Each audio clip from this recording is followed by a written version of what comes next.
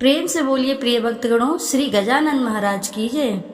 नमस्कार प्रिय भक्तगणों, स्वागत है आप सभी का आपके अपने चैनल ज्ञानार्थ में। आप सभी का दिन शुभ और मंगलमय हो।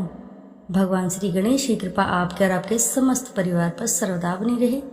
श्रोताओं, आज आषाढ़ मास का बुधवार है। बुधवार के पावन अवसर पर आप रसपान करेंगे भगवान बुद्ध देव की पावन एवं पौराणिक व्रत कथा, जिसके श्रवण मात्र से साधक के जीवन में सभी विघ्न दूर हो जाते हैं और साथ ही जीवन में खुशहाली खुशहाली आती है। तो आइए ध्यान लगाकर रसपान करेंगे बुधवार की पावन एवं पौराणिक प्रचलित व्रत कथा। समतापुर नगर में मधुसूदन नाम का एक व्यक्ति रहता था। वह बहुत ही धनवान था। मधुसूदन का विवाह बलरामपुर नगर की सुंदर लड़की संगीता से हुआ था। एक बार मधुसूदन अपनी पत्नी को लेने बुधवार के दिन बलरामपुर गया। मधुसूदन ने पत्नी के माता पिता से संगीता को विदा कराने के लिए कहा।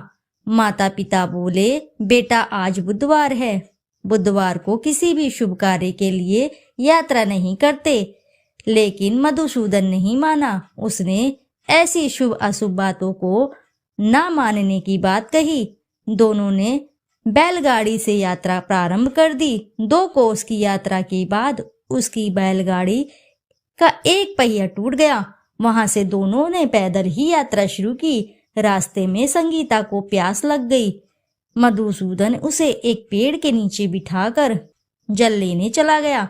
थोड़ी देर बाद जब मधुसूदन कहीं से जल लेकर वापस आया तो वह बुरी तरह हैरान हो उठा, क्योंकि उसकी पत्नी के पास उसी की ही शक्ल सूरत का एक दूसरा व्यक्ति बैठा था।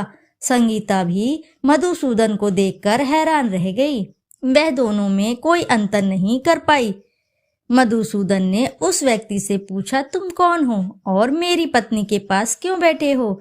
मधुसूदन की बात सुनकर उस व्यक्ति ने कहा, अरे भाई, यह मेरी पत्नी संगीता है। मैंने अपनी पत्नी को ससुराल से विदा करा कर लाया हूँ।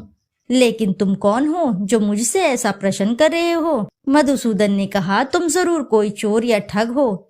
यह मेरी पत्नी संगीता है। मैं इसे पेड़ के नीचे बिठाकर जल लेने गया था। इस पर उस व्यक्ति ने कहा, अरे भाई, झूठ तो तुम बोल रहे हो। संगीता को प्यास लगने पर जल लेने तो मैं गया था। मैंने तो जल लाकर अपनी पत्नी को पिला भी दिया। अब तुम चुपचाप यहाँ से चलते बनो, नहीं तो किसी सिपाही को बुलाकर तुम्हें पकड़ा दूंगा। दोनों एक दूसरे से लड़ने लगे। उन्हें लड़ते देख बहुत से लोग वहां एकत्र हो गए। नगर के कुछ सिपाही भी आ गए। सिपाही उन दोनों को पकड़कर राजा के पास ले गए। सारी कहानी सुनकर राजा भी कोई निर्णय नहीं कर पाया। संगीता भी उन दोनों में से अपने वास्तविक पति को नहीं पहचान पा रही थी। राजा ने दोनों को कारागार में डाल देने के लिए कहा। राजा के फैसले पर असली मधुसूदन भयभीत हो उठा। तभी आकाशवाणी हुई, मधुसूदन, तूने संगीता के माता पिता की बात नहीं मानी और बुधवार के दिन अपने ससुराल से प्रस्थान किया। यह सब भगवान बुद्ध देव के प्रकोप से हो रहा है। मधुसूदन ने भगवान बुद्ध देव से प्रार्थना की कि हे भगवान बुद्ध देव, मुझे क्षमा कर दीजिए। मुझसे बहुत बड़ी गलती हुई। भविष्य में अब कभी बुधवार के दिन यात्रा नहीं करूंगा और सदैव बुधवार को आपका व्रत भी किया करूंगा। मधुसूदन के प्रार्थना करने से भगवान बुद्ध देव ने उसे क्षमा कर दिया। तभी दूसरा व्यक्ति राजा के सामने से गायब हो गया। राजा और दूसरे लोग इस चमत्कार को देखकर बहुत हैरान हो गए। भगवान बुद्ध देव की इस अनुकंपा से राजा ने मधुसूदन और उसकी पत्नी को सम्मान पूर्वक विदा किया। कुछ दूर चलने पर रास्ते में उन्हें बैलगाड़ी मिल गई। बैलगाड़ी का टूटा हुआ पहिया भी जुड़ा हुआ था। दोनों उसमें बैठकर समतापुर की ओर चल दिए। मधुसूदन और उसकी पत्नी संगीता दोनों बुधवार को व्रत करते हुए आनंद पूर्वक जीवन व्यापन करने लगे। इस तरह भगवान बुद्ध देव की कृपा से उनके यहाँ खुशियां बरसने लगी। इस तरह जो स्त्री पुरुष विधिवत बुधवार का व्रत करके व्रत कथा सुनते हैं या सुनाते हैं, रसपान करते हैं व्रत कथा का, भगवान बुद्ध देव उनके सभी कष्ट दूर करते हैं और साथ ही सभी मनोरथ शीघ्र ही पूर्ण करते हैं। जो भी साधक इस कथा को सच्चे हृदय के साथ रसपान करते हैं उनके कार्य में आ रही बाधाएं दूर होती हैं। आइए अब श्रवण करते हैं बुधवार की अगली व्रत कथा। भगवान श्री गणेश हर विघ्न बाधा को दूर करते रहते हैं। अपने सुहाग की लंबी आयु और ससुराल हमेशा खुशियों से भरा रहे, ऐसा वरदान देने वाले भगवान श्री गणेश की कहानी बुधवार के दिन आप अवश्य ही रसपान करें, जिसके रसपान से साधक के सभी दुख दरिद्रता दूर हो जाती है। साथ ही घर में सुख समृद्धि और मंगल ही मंगल होता है। आइए रसपान करते हैं ध्यान लगाकर। बुधवार के दिन गणेश पूजन के साथ यह कथा अवश्य ही रसपान करें। बुधवार के दिन सुनी जाने वाली पावन एवं पौराणिक व्रत कथा। भगवान श्री गणेश की पूजा हर पूजा से पहले की जाती है। महिलाएं खासकर अपने पति की लंबी आयु के लिए भगवान श्री गणेश की पूजा जरूर करती हैं। ऐसी मान्यता है कि भगवान श्री गणेश की पूजा करने से पति की लंबी आयु होने के साथ साथ ससुराल हमेशा खुशियों से भरा रहता है, वहाँ कोई भी दुख दरिद्रता नहीं आती है। आइए रसपान करते हैं ध्यान लगाकर विघ्नहर्ता मंगल करता श्री गणेश जी की पावन एवं पौराणिक व्रत कथा। एक समय की बात है, एक भाई बहन रहते थे। बहन का नियम था कि वह अपने भाई का चेहरा देखकर ही खाना खाती थी। हर रोज वह सुबह उठती और जल्दी जल्दी सारा काम करके अपने भाई का मुंह देखने के लिए उसके घर जाती थी। एक दिन रास्ते में एक पीपल के नीचे गणेश जी की मूर्ति रखी थी। उसने भगवान के सामने हाथ जोड़कर कहा कि मेरे जैसा अमर सुहाग और मेरे जैसा अमर पीहर सबको दीजिए। यह कहकर वह आगे बढ़ जाती है। जंगल के झाड़ियों के कांटे उसके पैरों में चुभा करते जाते थे।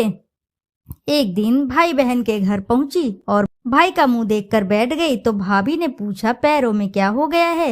यह सुनकर उसने भाभी को जवाब दिया कि रास्ते में जंगल के झाड़ियों के गिरे हुए कांटे पांव में चुभ गए हैं। जब वह वापस अपने घर आ जाए तब भाभी ने अपने पति से कहा कि रास्ते को साफ करवा दो, आपकी बहन के पांव में बहुत सारे कांटे चुभ गए हैं। भाई ने तब कुल्हाड़ी लेकर सारी झाड़ियों को काटकर रास्ता साफ कर दिया, जिससे गणेश जी का स्थान भी वहां से हट गया था। यह देखकर भगवान गुस्सा हो गए और उसके भाई के प्राण हर लिए। लोग अंतिम संस्कार के लिए जब भाई को ले जा रहे थे तब उसकी भाभी रोते हुए, उसकी बहन आने वाली है, यह अपने भाई का मुंह देखे बिना नहीं रह सकती है, उसका यह नियम है।